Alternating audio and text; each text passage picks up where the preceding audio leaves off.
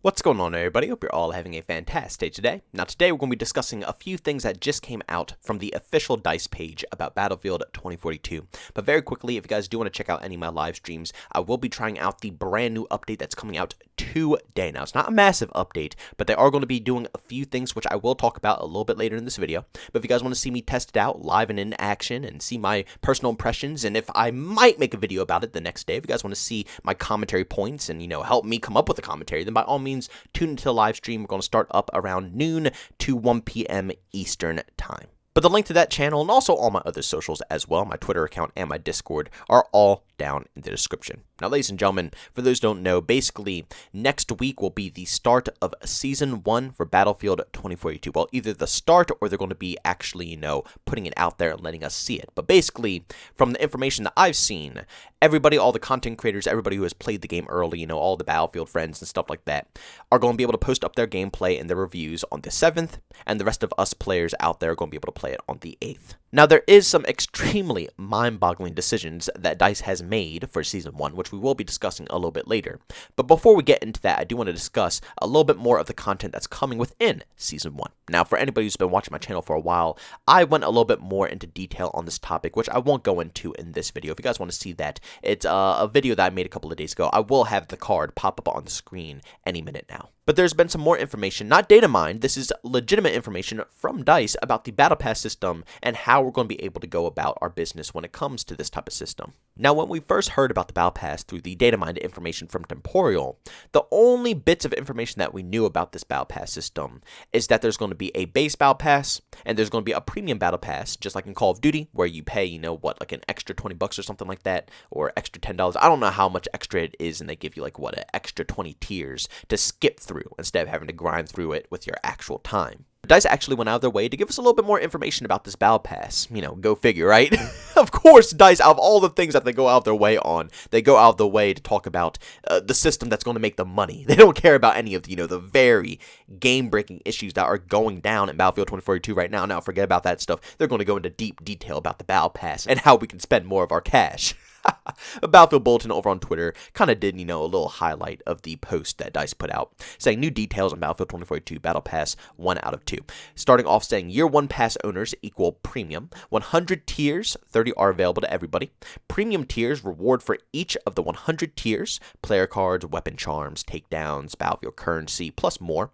And free tiers, gameplay content, cosmetics, and Battlefield currency. And then also the second page here says, to reach a new tier, you need to earn Battle Pass points. How do you earn Battle Pass points? By earning XP from playing any game mode, by completing weekly missions. Battle Pass owners can also spend 150 Battlefield currency on a tier skip. Now, I gotta be honest, even though I don't like the fact that DICE is talking about this over everything else in Battlefield right now, they're more focused on their money-making, possibilities than just the playability of the overall experience.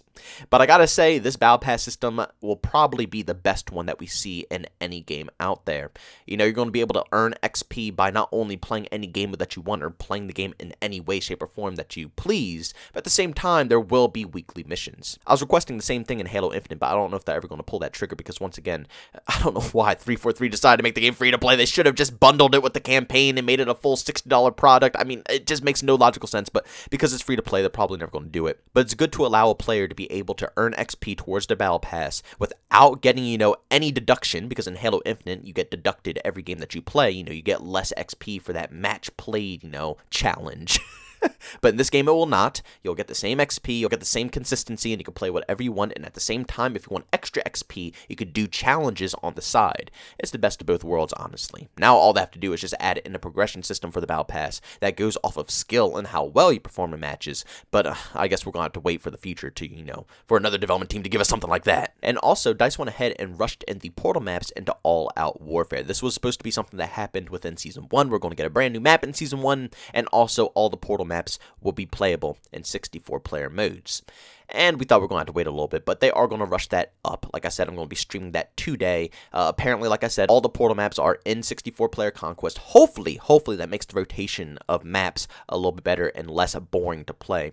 I got to be honest, it's going to be rough. The whole game is just, very messy right now. You have 64-player Conquest, which is going to have all the maps. Then you have 128-player Conquest over there, which was supposed to be the original form of this game, which still only has the base amount of maps. Then you have Breakthrough, which got cut. I don't know. It's all over the place right now. And then you're going to have Portal on the side, which is already going to have those maps in general. I mean, like I said, it's what we asked for. It's just this game is just something else, man. It really is. I don't think anything really at this point is going to improve, though. Like, they can change literally everything they want, but like I said, it had no foundation. The game from the very beginning started off as a battle royale. You know what I'm saying? They never had one point from the ground up where it was one legitimate thing, and they worked on that one thing forever. It kept changing time and time again, so it's hard to keep it consistent. But ladies and gentlemen, it's time to get to the real point of this whole video, and that is just how DICE is going to be handling the overall game. Like I said, a lot of people have some faith that Season 1 will bring something good to this franchise, to this specific game. But with all honesty, with how I see DICE reacting and how they go ahead and try to fix the things that the community are requesting, I don't know if they're competent enough to go ahead and fix the overall game of Battlefield 2042. Now, what I'm going to show you guys here is, once again, one of the main things that they think the community 110% wants to see about the specialists, or want to see, changed to the specialists. Now, I'm going to go ahead and shut the hell up. I'm going to flash up this clip here for about a couple, maybe even a few times, and then, like I said, we'll go ahead and talk about the whole thing. How about this? I'll try not to make you look bad if you try to keep up. Charlie Foxtrot, here we come. How about this? I'll try not to make you look bad if you try to keep up. Charlie Foxtrot, here we come. How about this? I'll try not to make you look bad if you try to keep up. Charlie Foxtrot, here we come. Yes, ladies and gentlemen, once again, instead of DICE giving us valuable, very valuable information about the specialist changes in Battlefield 2042, they show us minor tweaks and improvements that they have planned for the overall atmosphere of the game, basically. Now, again, I can't complain.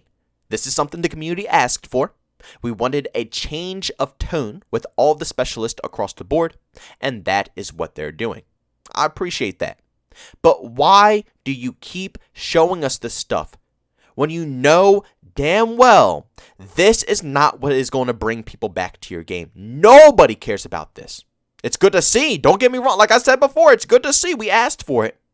But when it comes to bringing people back to your experience, this will literally get zero, and when I say zero, it's the fattest zero you will ever see in your whole life, 0% support. I understand what the developers said. They said they can't talk too much about it because they're still in the production of trying to, revamp the specialist system. So I completely understand they don't want to go too far out there, say anything that they might regret, anything that they might have to change later, and then the community's going to be looking back at, their interview saying, well, they just said that, this, and that are going to be changed in specialists, and now they're here, and that didn't get changed. And, in reality, they probably had to mess with it, they had to tweak it during the development, so I understand certain things can't be said, because they might have to work on it. But at least keep us notified. That was literally the whole purpose of making those, I don't think it's a Trello board, but those support boards for the community, for the map design, the specialist design, stuff like that. Like, the whole purpose of this whole situation here is for you to just simply be open with us. Regardless if the news is good, regardless if the news is bad. We just want to know. We want to be in the open with you guys so we can understand the situation, so we can possibly help out and give some good advice as well. The best part about working at a AAA development team is the amount of people you can bounce ideas off of. Indie developers who only have, a handful of employees, a handful of developers, can only, come up with so many things. And it's not bad. You don't need that many people to go ahead and come up with good concepts. But when you have 300 plus individuals, and yeah, they are separated in all of their own little groups to make their, separate portions of the game, but still, that's a lot of creative minds to bounce things off of. And if you think about it, you literally have a source of hundreds of thousands, if not possibly millions of people who enjoy FPS games, who are all sitting here waiting and willing to give our creative feedback as well. And regardless if you want to take it or you don't want to take it, at least we can try. That's the whole fun of video games. It's supposed to be for the community. It's supposed to be for all of us, not just, one manager at the top who thinks this is what Battlefield's supposed to be. No, it's supposed to be about all of us. We can assist.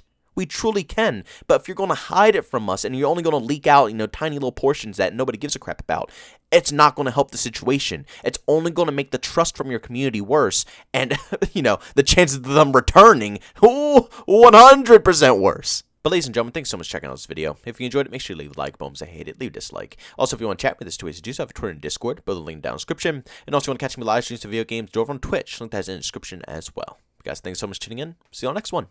Peace out.